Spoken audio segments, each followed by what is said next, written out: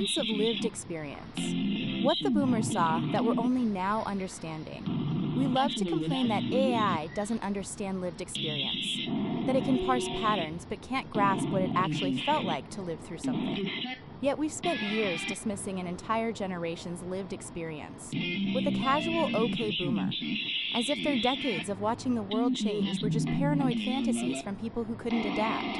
Here's the uncomfortable truth. A lot of what boomers were warning us about is looking less delusional by the day. The irony of our AI critique. When we critique large language models, we point out that they lack embodied knowledge. They can tell you about the Cuban Missile Crisis, but they didn't wake up wondering if nuclear war would start that day. They can describe economic recessions, but they never felt their savings evaporate or watched their parents lose a pension they'd counted on for 30 years. This is exactly what we've done to boomers, treated their lived experience as mere data points, outdated and irrelevant. They watched institutions they trusted betray them, saw communities dissolve, experienced economic transformations firsthand. But instead of treating them as repositories of hard-won pattern recognition, we dismissed them as out of touch. What they were actually seeing, consider what someone born in 1950 has witnessed. They saw unions represent 35% of workers drop to barely 10%. They watched defined benefit pensions, actual guarantees of retirement security, become as rare as rotary phones. They experienced the transition from single-income families affording homes to dual-income families struggling with rent. When they said things have changed, they weren't being nostalgic. They were reporting observational data from a multi-decade study with a sample size of one entire lived life. They saw local newspapers that actually investigated City Hall get gutted or disappear. Main Street businesses replaced by chains, then chains replaced by Amazon community institutions, churches, clubs, lodges, empty out. The social contract of work hard and you'll be okay, revealed as provisional privacy, transform from default to luxury good. The vindication accelerates. And here's where it gets interesting. The pace of vindication is accelerating. They said corporations were getting too powerful. We're now seriously discussing whether a handful of tech companies have more influence than nation states. They worried about media consolidation. We've watched local news become Sinclair Scripts and social media algorithms decide what's real. They were concerned about surveillance. We now carry tracking devices voluntarily and debate whether our TVs are listening to us. They questioned whether technology would liberate or trap us. We're now literally talking about AI alignment and existential risk. They warned that efficiency gains wouldn't be shared with workers. Productivity has doubled, while real wages stagnated, exactly as they watched happen before. The pattern recognition we ignored boomers have seen multiple cycles now, promising technologies that were supposed to empower everyone but somehow concentrated power instead. They watched cable TV go from ad-free premium service to 18 minutes of ads per hour. They saw the internet transform from a tool of liberation to a surveillance capitalism engine. They experienced disruption enough times to recognize it often means the same exploitation, but with an app. This isn't Luddism, it's pattern recognition from lived experience. What we're learning too late. The younger critique of boomers often focused on their economic advantages. Cheap housing, accessible education, strong unions, stable pensions. You pulled up the ladder behind you, we said. But maybe we had it backwards. Maybe they didn't pull up the ladder. Maybe they watched the ladder being pulled up despite their efforts to hold on.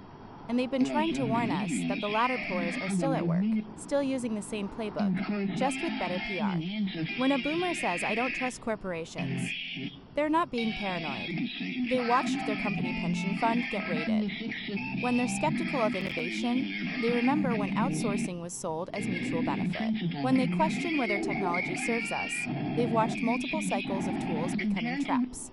The lived experience we need as we build and deploy AI systems, as we restructure society around new technologies, as we debate the future of work and community and privacy. Maybe we should listen to the people who've watched this movie before, not because their conclusions are always right, but because their observations are data we don't have. They saw the second-order effects. They watched the unintended consequences unfold in real time. They felt the difference between what was promised and what was delivered. We mock AI for lacking embodied experience while dismissing the most embodied experience we have access to. The lived observations of people who've watched multiple waves of creative destruction and can tell us what survived and what didn't, who benefited and who paid the costs. The manufactured conflict. There's something else worth examining. The generational warfare itself might be partly constructed rather than inevitable. A culture clash occurred between the greatest generation and their baby boomer children in the 1960s and 1970s over the Vietnam War, civil rights movement, and counterculture. But the story is more complicated than simple antagonism. As one boomer member notes, boomers did not so much rebel against our parents as insist on their principles and criticize their compromises. They were actually pushing their parents' stated values, equality, justice, freedom, to their logical conclusions.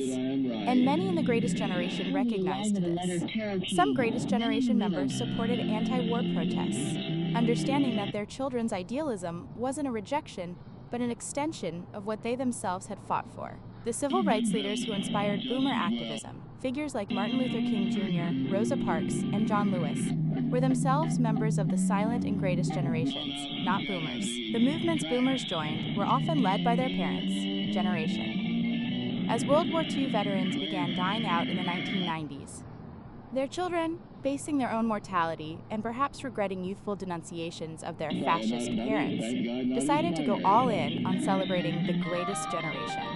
This suggests the conflict was never as total as the narrative claims.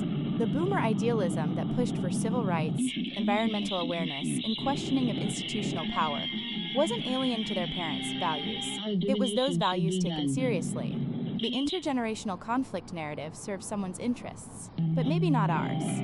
It's easier to dismiss "okay, boomer" than to reckon with the possibility that both generations were responding rationally to what they saw, that the idealism was valid even when it became inconvenient, and that the warnings deserve attention even when they make us uncomfortable. The epistemological humility we're missing. Here's what the anti-boomer discourse revealed about us. We thought we were the first generation smart enough to see through the bullshit. We thought our digital fluency meant we understood the trajectory better than they did.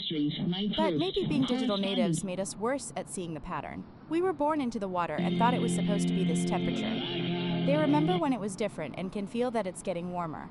The boomers aren't right about everything. No generation is. But their skepticism about institutions, about corporate promises, about technological solutions, about whether growth benefits everyone, is looking more like wisdom and less like rigidity with each passing year. We built systems that can process all the information in the world, but can't understand what it's like to live in it. Maybe before we dismiss another generation's concerns as outdated, we should remember that lived experience isn't a bug. It's exactly the feature we keep discovering our smartest systems lack. The boomers have been living in the future we're building, just earlier versions of it. Maybe it's time we started treating their experience reports as the valuable data they actually are. My dad was a boomer. He was pretty cool. Supporting documentation on lived experience and vindication economic and institutional changes, boomers witnessed union membership decline from over 30% in the 1950s to 1% by 2022. Congressional Research Service, U.S. Department of the Treasury, defined benefit pensions dropped from 38% of private sector workers in 1980 to 15% by 2024. Social Security Administration, Congressional Research Service, productivity wage divergence. Productivity grew 2% while typical worker compensation grew just 2% between 1973 to 2014. Economic Policy Institute, on generational conflict obscuring class analysis. Robert Kuttner, The Phony Generational War, in The American Prospect, argues that framing issues as generational conflict obscures the real dynamics of class and power. Economic Policy Institute research consistently shows that generational framing distracts from questions of who actually benefited from economic changes. On the manufactured conflict between generations, civil rights leadership came from the greatest, silent generations. Martin Luther King Jr., born 1929, Rosa Parks, born 1913, and John Lewis, born 1940, were all members of the silent and greatest generations, not baby boomers. The civil rights movement that boomers are, the timing suggests the generational war narrative was never as total as portrayed. Reconciliation became culturally dominant as mortality made reflection urgent sources. Congressional Research Service, a brief examination of union membership data, U.S. Department of the Treasury, labor unions and the U.S. economy, Social Security Administration. The disappearing defined benefit pension, Congressional Research Service. Visual depiction of the shift from DB to DC pension plans, Economic Policy Institute. Made one other bet.